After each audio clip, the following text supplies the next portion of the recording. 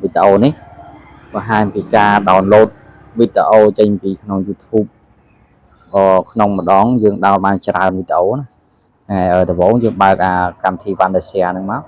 Vandasia ហ្នឹងយើងអាចកាត់ក៏បាន down ក៏បានកម្មវិធីមួយហ្នឹងណាអញ្ចឹងយើងបើកវាហើយយើងចុចយកពាក្យ download នេះ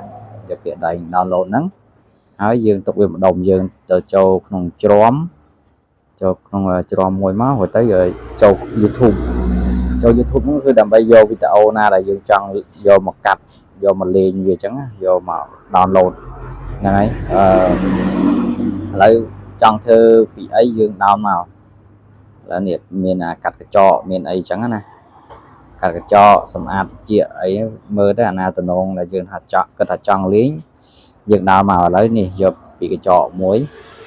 ហ្នឹងហើយយើងចូលកន្លែងឈ្មោះគេនេះមកឈ្មោះchannel គេហ្នឹងហើយយើងចុចយកពាក្យ playlist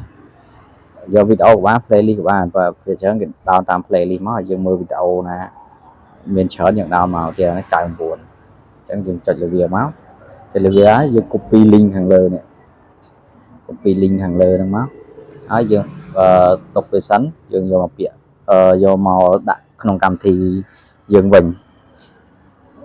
ហើយយើងផាស link ហ្នឹងចូលចុច download ក៏បានឬក៏មួយទៀតយើងចុចតាលើ link ហ្នឹងវា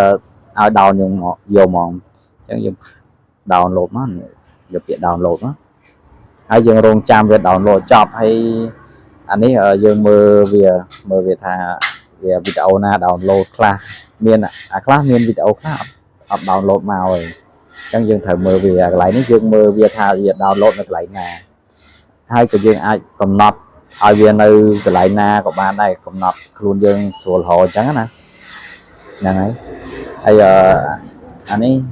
download តែពី3បានហើយខ្វែងចោលខ្លះកុំឲ្យវាស៊ីពេលពេកបើ download ទាំងអស់វាស៊ីពេលអញ្ចឹងណាអញ្ចឹងខ្វែងចោលខ្លះដែរបើអ្នកទាំងអស់គ្នាចង់បានទាំងអស់អ្នកទាំងអស់គ្នាខ្វែងអ្នកទាំងអស់គ្នាចាក់រងចាំវាទៅរងចាំវាឲ្យ down ទាំងអស់ទៅអានេះដោយសារតែវីដេអូហ្នឹងមានច្រើនអញ្ចឹងខ្ញុំខ្វែងចោលខ្លះហើយខ្ជិលទុកវាព្រោះបើយើងចាំវាដើរទាំងអស់វីដេអូយើងវែងអញ្ចឹងកាត់ចោលខ្លះទៅហ្នឹងហើយតើឥឡូវវា down បានប្រហែល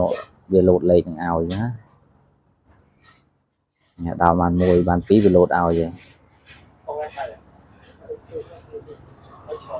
ណារងចាំវា down នៅចប់សិនបានយើងចូលទៅមើលកន្លែងវា down នៅកន្លែងណា